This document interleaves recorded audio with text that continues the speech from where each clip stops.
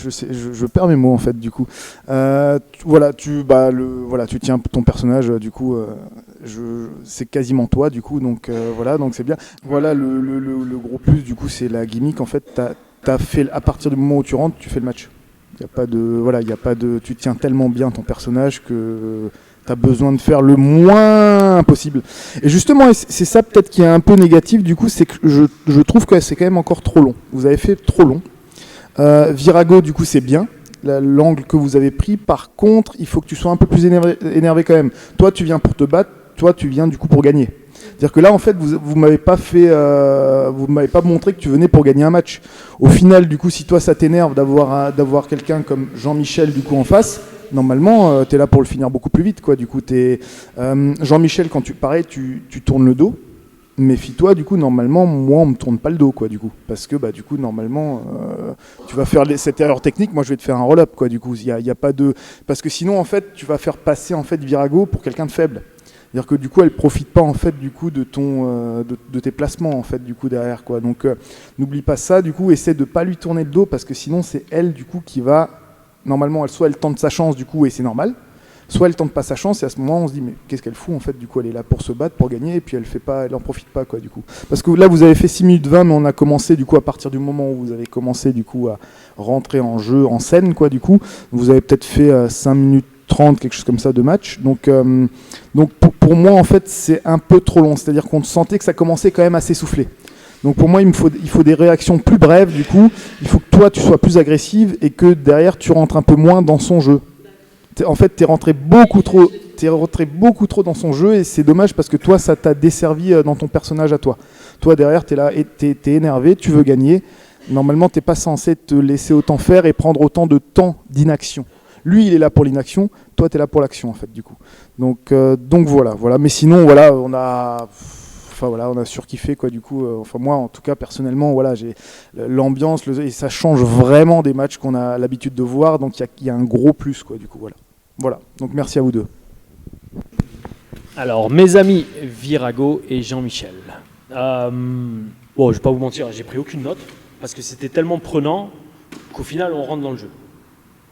Il y a beaucoup de positifs dans ce que vous avez fait, mais comme toujours, ça ne sert à rien de noter que le positif.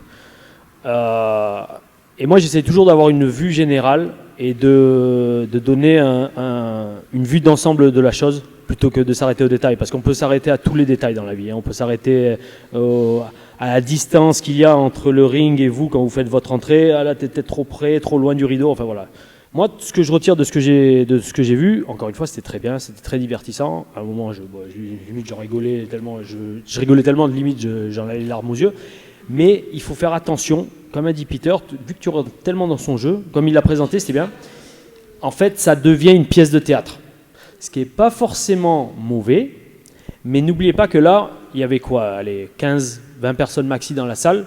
Si vous êtes devant 200 personnes, vous n'allez jamais avoir devant 200 personnes assez de silence pour qu'on entende tout ce que vous dites dans le ring.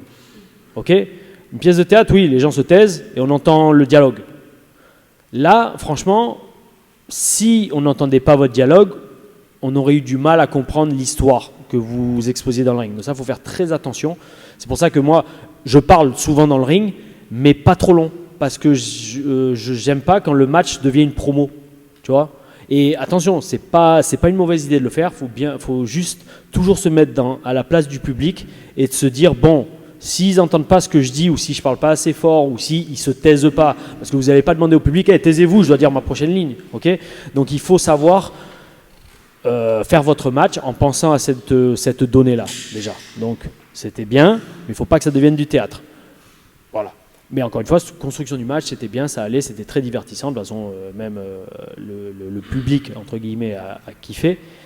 Alors pour toi, Jean-Michel, qui est quand même une énigme, dans le catch français, parce que c'est très ambitieux de faire ce que tu fais. Moi, je comprends totalement la vibe et je suis partisan, parce que c'est pas que j'ai été formé comme ça, mais avoir été dans les fédés où je suis allé, je comprends que le catch c'est un ensemble. Tu peux pas avoir que des mecs en slip qui font 120 kilos de muscles et qui se tabassent, parce que sinon le show, tout le monde est pareil. Et d'un autre côté, tu peux pas avoir des fois comme au Mexique, 20 gars en masque avec des collants qui font des sauts de la troisième corde. Parce que sinon, c'est toujours pareil. Il faut de tout sur le show. Et un personnage comme le tien, ça a totalement sa place si c'est bien fait et surtout si c'est bien booké également. Tu vois. Dans un match comme vous avez fait, c'est sûr qu'on ne va pas faire ding ding ding, tu ne vas pas commencer à faire un match super technique. Tu peux, dans le bon cadre et avec la bonne histoire bien amenée, mais voilà, tu vois, je veux dire. Et en fait, ton perso, bon, je ne suis pas là pour analyser ton perso, mais même vis-à-vis de ce que tu as fait là avec Virago, pense que tu vas souvent, et je te le souhaite, catcher devant des gens qui t'ont jamais vu de leur vie. Et il faut qu'ils comprennent, dès qu'ils te voient sortir de l'entrée, et une fois que tu as fini ton entrée, pourquoi tu es là, qui tu es, et pourquoi ils ont payé pour te voir. Tu comprends? Tu vois ce que je veux dire? C'est super d'avoir ton perso, c'est super d'être dans cette vibe, et ça marche super avec un public qui te connaît. Un public qui ne te connaît pas, est-ce que tu catcherais pareil? Est-ce que tu ferais tout ce que tu fais dans le ring? Et si tu le fais, est-ce qu'il le prendrait bien ou il le prendrait mal? Tu vois ce que je veux dire? C'est bien quand tu catches devant un public qui te connaît, c'est super, tu fais ton truc et ça mousse direct. Super, et il faut, ok? Mais pense aussi que des fois tu vas catcher devant des gens qui ne te connaissent pas et eux ils vont pas du tout comprendre qui tu es et pourquoi tu es là. Alors je te dis pas de tout changer, pas du tout, mais il faut que tu penses à catcher aussi pour les gens qui ne te connaissent pas, qui t'ont jamais vu catcher. Et je parle de ça bien sûr en personnage. C'est-à-dire, tu vois, ne serait-ce que, c'est un détail, et après je passerai le relais à Dark Mondo. Le truc c'est que, tu sais, quand tu rentres dans le ring, cette façon d'escalader les cordes et de prendre une roulade, ça marche pour des gens qui connaissent le catch. Des gens qui n'ont jamais eu de catch de leur vie, ils ne vont pas comprendre ce que tu essaies de faire. Alors peut-être que pour des gens qui n'ont jamais eu de catch de leur vie, il vaudrait peut-être mieux tout simplement rentrer dans le ring normal et là, boum, tu t'accroches le pied à la deuxième corde et tu tombes en avant. Là, ça serait beaucoup plus parlant physiquement et surtout dans ton langage corporel qu'en fait, voilà, tu t'as trébuché parce que tu n'as pas l'habitude d'être sur le ring, un truc comme ça, que le mec qui fait de l'escalade comme s'il est dans Cliffhanger, je sais pas, et que de la force de ses bras, il y arrive. Encore une fois, devant un public de catch, ça passe. Ils comprennent que tu galères et tu fais ton truc, mais devant un public qui n'a jamais vu de catch de sa vie, des parents, des enfants, ils vont pas comprendre. Et toi, il faut ton gros challenge, ça va être, je pense, tant que tu gardes ce personnage, de faire ce savant mélange entre, ok, il y a des gens qui connaissent ma gimmick et ça va marcher à mort, mais il y a aussi des gens qui ont, pour faire simple, ils ont payé pour venir voir du catch. Si je leur donne ce perso, il ne faut pas qu'ils disent non mais attends, c'est quoi ça, c'est n'importe quoi. Tu vois, il faut vraiment que tu trouves ce savant mélange. C'est largement faisable. Regarde Santino Marella. Santino Marella a eu une énorme carrière à la WWE qui est super super sérieux. En attendant, voilà, il a eu pendant je sais pas combien d'années. Mais toi, il va falloir vraiment que tu bosses là-dessus. Mais je le redis, c'était très bien. Et puis, on va voir par la suite comment ça va se passer pour vous deux. Alors, tous les deux, comme tous, c'était vraiment fun. Nous, on n'entend pas ce que tu dis au public, hein, par contre. On ne sait pas du tout. On voit que tu t'approches d'eux, on ne sait pas ce que tu leur dis. Tes claques, enfin tes gifles étaient très intensives. On le voit par rapport aux rougeurs sur la joue de Jean-Michel. Il y a un petit bémol pour Virago. Et je peux le comprendre, parce que c'est pas facile d'être face au petit fillot de Jacouille. Tu as manqué de sérieux. 2 ou 3 fois, tu as souri. T'es sorti de ton personnage, tu t'es mis à sourire. C'est très dur, mais quand tu te retrouves face à un énergumène, toi en tant que heel, tu peux pas sourire. Tu dois essayer de rester dans... Je sais que c'est pas facile, hein. C'est le trou dans son pyjama et tout. Je sais qu'il a tout calculé. Hein. Ça se met, il a mordu dedans pour le faire. Hein. Je me doute bien que Jean-Michel a tout regardé de façon à être vraiment le plus comique possible. C'était pas mal, honnêtement, c'était vraiment bien. Vous avez prouvé qu'il n'y avait pas besoin de faire des bumps ou des gros sauts pour raconter une histoire. Il y a peut-être des petites choses que tu aurais pu rajouter, comme Tom disait, du style... elle te fonce dessus, tu te trébuches, elle tombe sur toi, ou si toi, vu que tu veux faire dans le comedy match, tant qu'à le faire, tu peux le faire à fond, tu vois.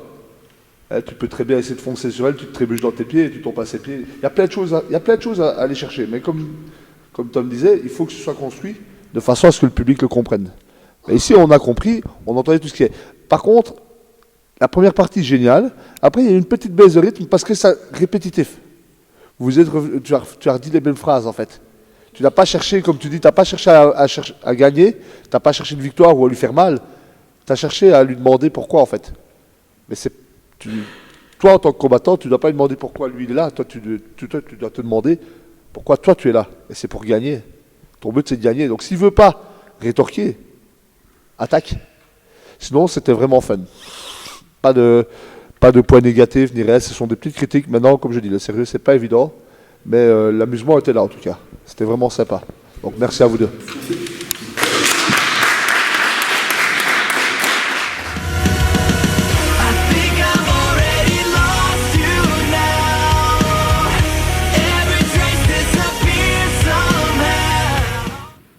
Ton nom, tes ambitions et ton objectif.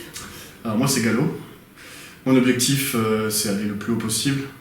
Et mes ambitions, c'est toujours d'aller le plus haut possible, donc c'est la même chose. Ton catcheur préféré. Mon catcheur préféré Mon catcheur préféré, qui c'est que je dirais mon catcheur préféré? Je dirais que pour l'instant avec ce que j'ai vu ce serait Tom Laroufa. Ta structure préférée. PW. Ton premier souvenir en tant que fan de catch. Premier souvenir, ça remonte à une bonne dizaine d'années devant la télé, je regardais NT1 et le catch de l'époque, SmackDown, Raw, la belle époque. Le premier show que tu as vu en live. Premier show en live, j'ai jamais vu de show américain, mais le premier show que j'ai vu c'était TPW, c'était pour les 10 ans. Ton match de rêve. Match de rêve. Match de rêve, ça serait, je pense contre Tom Laroufa, ça serait un de mes matchs de rêve. Ton adversaire de rêve. Bon, je vais changer, je vais pas dire Tom Laroufa, mais je vais dire, je pense, Lucas Venil. Autre question, qu'est-ce que tu fais là? Qu'est-ce que je fais là? Je suis venu pour montrer ce que je suis capable de faire physiquement, et puis aussi pouvoir montrer, de par mon expérience dans le sport, ce que ça peut donner quand on est sur le ring et qu'on a un certain avantage dans le milieu du sport. Tu te vois où dans 5 ans? Je ne sais pas du tout, mais peut-être plus haut qu'aujourd'hui, ça c'est sûr. Quel est ton objectif ultime dans le catch? Aller, comme je l'ai dit, le plus haut, et peut-être pourquoi pas à l'étranger. Je pense que ce serait l'objectif, le meilleur objectif que je vais me fixer aujourd'hui. Tes 3 points forts. Ma taille, ma force et ma détermination, c'est ce que je dis toujours. Et tes 3 points faibles. Ma taille aussi, parce que même si je suis grand, je suis pas forcément rapide. Après, je pourrais dire aussi des fois que je me contente de ce que je sais faire. Et un 3e point faible, je vois pas. Mon nom, Osvaldo. Mes ambitions, aller loin dans cette industrie. Mon objectif, donner un nom. Me donner moi-même un nom dans cette industrie. Ton catcheur préféré. Rob Van Damme. Ta structure préférée. On va dire, j'en ai plusieurs. WWE, TNA, AEW. Ton premier souvenir en tant que fan de catch. WrestleMania 9, avril 1993, Caesars Palace. La première fois que je vois du catch et depuis, ça continue. Le premier show que tu as vu en live. Royal Rumble 2018, Philadelphie. J'étais au 7e rang. Ton match de rêve. C'est dur. Si je dois en citer un tout de suite, The Rock contre Hollywood Hulk Hogan, WrestleMania 18. Ton adversaire de rêve. Triple H. Quel est ton objectif ultime dans le catch? Surtout, montrer ici qu'en France, on sait catcher, pas seulement qu'aux États-Unis, en France, en Europe, développer ce sport qui est trop méconnu, ici chez nous, dans notre continent. Tes 3 points forts. Agilité, vitesse, prise de risque. Tes 3 points faibles.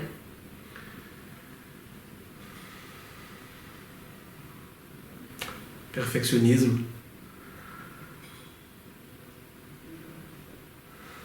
Ah, j'en vois qu'un.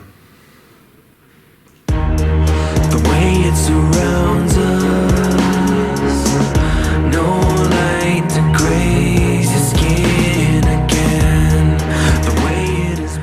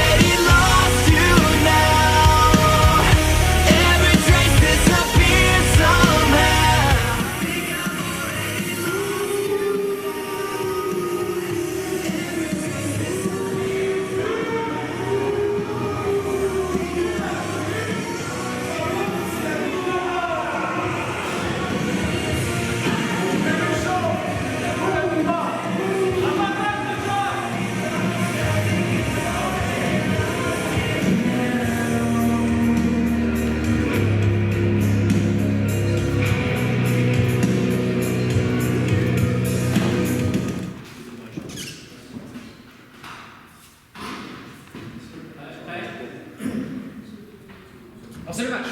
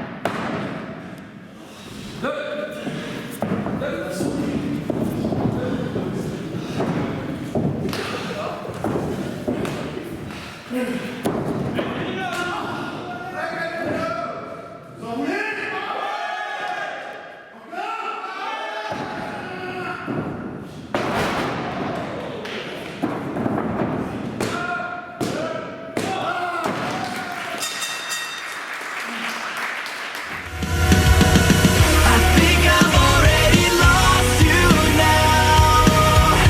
Every trace disappears somehow. Ça, je pense que tous les trois, on s'est regardé, on a vu le temps. Donc vous êtes un peu court. Donc voilà, essayez de ne pas vous tourner le dos. Vous vous êtes souvent tourné le dos. En fait, dans un combat, on ne tourne pas le dos à l'adversaire, du coup. On va aller loin. Imaginez, vous êtes devant des recruteurs d'une très très grande fédération. Je pense pas que vous allez catcher comme ça, les gars.